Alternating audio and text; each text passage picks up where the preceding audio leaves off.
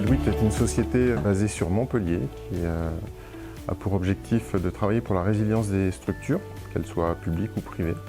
Et effectivement, en ce moment, on travaille beaucoup sur le secteur public et notamment la santé.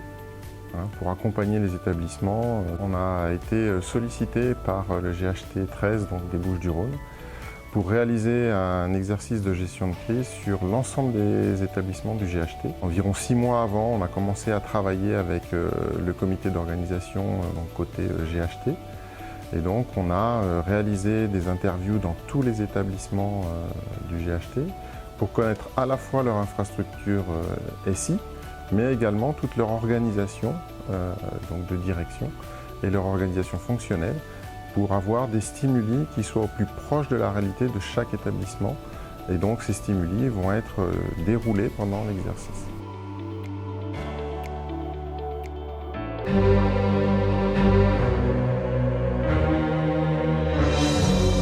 Je viens de recevoir une alerte de notre SOC Advance. Nous avons une alerte concernant un poste à la réanimation de la Timone qui nous informe du coup d'une attaque pour ce dernier. Donc pour l'instant un seul poste? Un seul poste identifié, oui. Bon, je pense qu'on ne va pas prendre de risque. Tu peux isoler toute l'AREA. Et puis moi je vais contacter Christophe. Oui Christophe, salut. Comme je suspecte un ransomware, j'ai demandé l'isolation de l'AREA.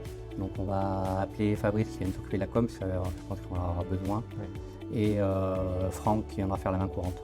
Les escalades rapidement pour informer déjà la direction, les gardes, tous nos supports, donc le PRIS, le grade, l'ANSI. Nous avons 5 postes compromis dans une réa à l'heure actuelle, donc nous avons déconnecté tous les postes. Il y a une déclaration au niveau du PRIS qui vient d'être faite, ils vont venir se connecter pour nous aider. Et ensuite la cellule cyberveille et l'ANSI qui sont aussi prévenus. Ce qu'on peut faire, c'est mobiliser, nous, notre prestataire de réponse à incidents de cybersécurité régionale, qui pourrait déployer des moyens et mettre à disposition des experts pour pouvoir vous aider dans la prise en charge. On va aussi reprendre contact avec nos collègues de l'ARS pour leur signaler l'incident. Et je pense que de toute manière, vous l'avez fait aussi de votre côté. Sachez que le signalement national permettra aussi d'alerter l'ARS. Donc là, pour signaler l'incident de sécurité, on se connecte sur le portail Cyberveille, qui est un service émis par l'Agence du numérique en santé. Ça va nous amener sur cette page, la page de signalement.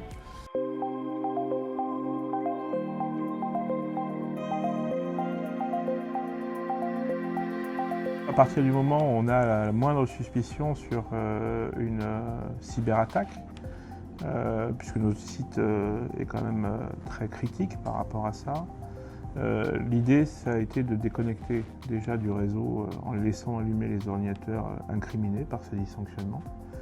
Et puis surtout, on a dans chaque service des crashbox où dans cette boîte scellée, on a tout le dispositif pour repasser au papier. L'intérêt, c'est que le service est organisé aussi pour avoir une sauvegarde de toutes les données des patients qui va nous permettre de faire cette bascule du monde informatique au monde papier et où on va imprimer toutes les prescriptions pharmaceutiques, où on va imprimer le dossier papier et l'historique du malade, ses antécédents, qui sont cruciaux pour nous pour la suite de la prise en charge.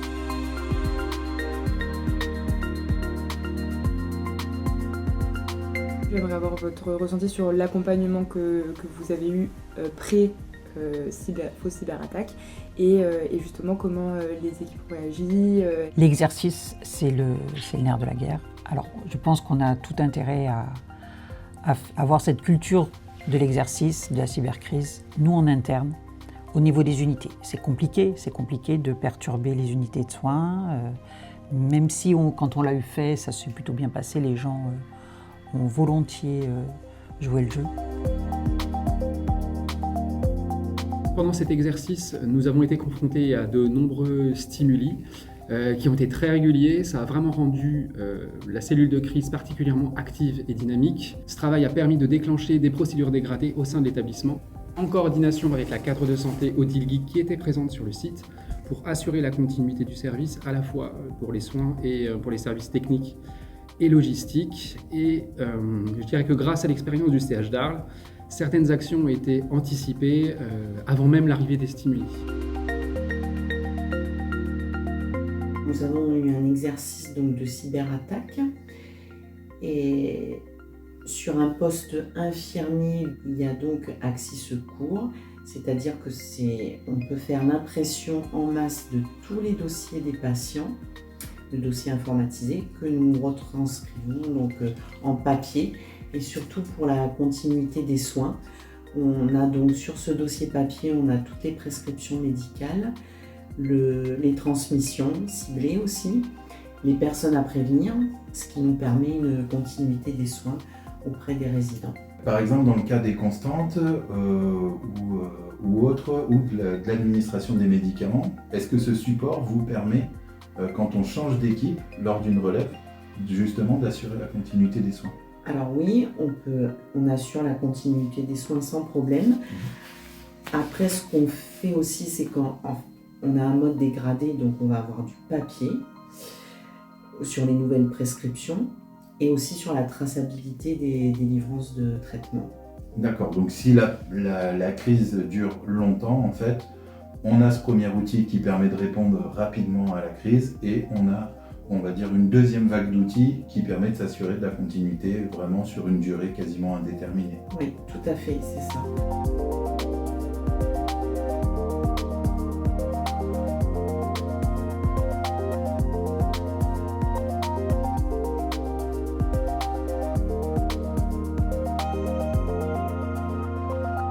Nous, l'objectif, c'est d'avoir un peu, pendant cet exercice aussi, un espèce de formation-action. Donc effectivement, on laissait dérouler l'exercice. On assistait les cellules de crise ou les services de soins à la réalisation et à la mise en œuvre de leurs procédures dégradées. On les guidait, on leur donnait aussi des informations qui leur permettaient de mieux appréhender les stimuli qui leur étaient envoyés, avec un objectif toujours de les faire progresser en cas de cybercrise. Tout d'abord, l'objectif premier, c'était de mesurer en combien de temps toutes les cellules de crise allaient pouvoir se mettre en place. Tous les établissements, tout le monde était au courant de la date de l'exercice, mais n'était pas au courant de l'heure de déclenchement de la crise. Donc on a déclenché l'exercice le matin à 8 h. Et l'objectif, c'était de mesurer en combien de temps les cellules de crise allaient pouvoir se mettre en place. Donc le bilan de ce premier élément, c'est que en moyenne, on estime qu'il faut qu'une cellule de crise se mette en place en 45 minutes. Toutes les cellules de crise se sont mises en place entre 35 et 40 minutes maximum. Donc ça, c'était un premier élément qui était très positif. Et puis on a mesuré aussi l'après-midi le décalage dans le temps, c'est-à-dire qu'effectivement on était à J+10. Et J+10, ce n'était pas forcément les mêmes directeurs de crise. Donc on a pu mesurer aussi l'impact d'un changement de directeur de crise au sein d'un même exercice. Ce qui va arriver dans la réalité, hein, quand une crise s'étale dans le temps, forcément le directeur de crise va évoluer aussi dans le temps.